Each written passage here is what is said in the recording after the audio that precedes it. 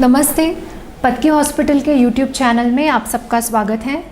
आज हम जानकारी लेने वाले हैं कि डिलीवरी के बाद स्टिचेस का ख्याल महिलाओं को कैसे रखना है।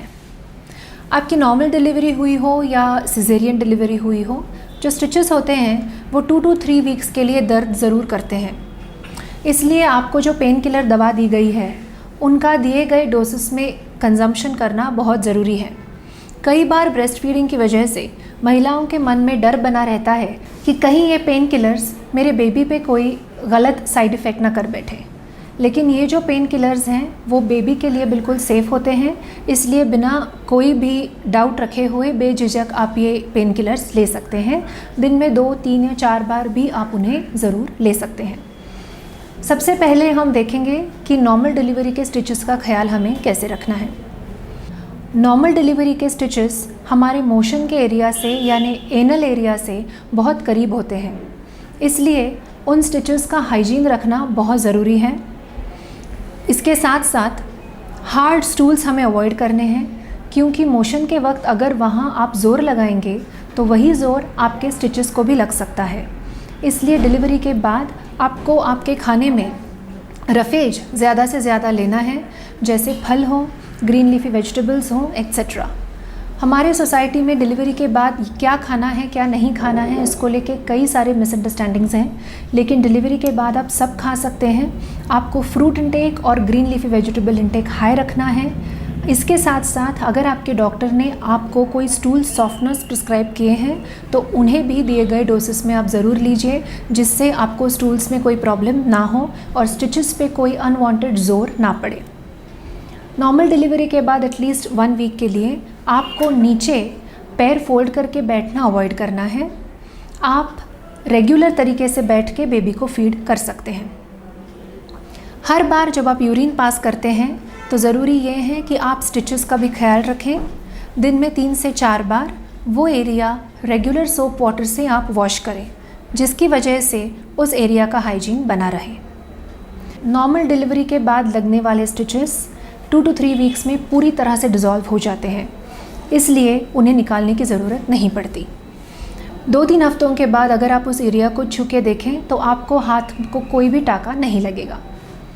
अब बात करते हैं सिजेरियन स्टिचेस के बारे में। वैसे तो 2 तरह के सिजेरियन होते हैं, बिन टाकों वाला और टाकों वाला। बिन टाकों का कोई सिजेरियन नहीं होता। बिन टाकों के सिजेरियन में जो टाके होते हैं वो स्किन के अंदर के साइड पे लिए जाते हैं, इसलिए दिखते नहीं। टाके तो उसमें भी लगते हैं। डिस्चार्ज के वक्त आपके टाकों के एरिया में एक पट्टी लगाई रहती है। आपको ये पूछना है कि वो पट्टी वाटरप्रूफ है या नहीं है। अगर वाटरप्रूफ नहीं है तो उस एरिया को घर जाने के बाद आपको बिल्कुल पानी लगने नहीं देना है। आप रेगुलर नहा सकते हैं और उस एरिया को सिर्फ पानी से स्पंजिंग कर सकते हैं। अगर आपको वाटरप्रूफ ड्रेसिंग लगा है तो आप बिल्कुल बेझिझक नहा सकते हैं। उस एरिया को पानी भी लग गया तो भी कोई प्रॉब्लम नहीं। हॉस्पिटल से निकलते वक्त आपको एक डेट दी जाएगी, जिस डेट को आपको टाके निकालने के लिए हॉस्पिटल फिर से बुलाया जाता है। आपको वो डेट मिस नहीं करनी है, उसी डेट को जाके आपको स्टिचेस निकालने हैं। स्टिचेस एक बार निकल गए तो आप उस एरिया पे किसी भी तरह का क्रीम ना लगाएं, किसी भी तरह का मलम ना लगाएं। वो एरिया बिल्कुल आप रेगुलरली ड्राई रखें। उस एरिया को नहाते वक्त दिन में 1 या 2 बार रेगुलर साबुन पानी से धोएं। सिजेरियन होने के बाद उस स्टिचेस के एरिया से अगर खून निकल रहा हो या पस निकल रहा हो, अगर आपको बहुत हाई ग्रेड फीवर आ जाता है या आपको बहुत ज़ोर से ठंड लगती है तो आपको फ़ौरन हॉस्पिटल पहुंचना है। ये बहुत रेयर है, लेकिन ये बहुत रेयरली हो सकता है।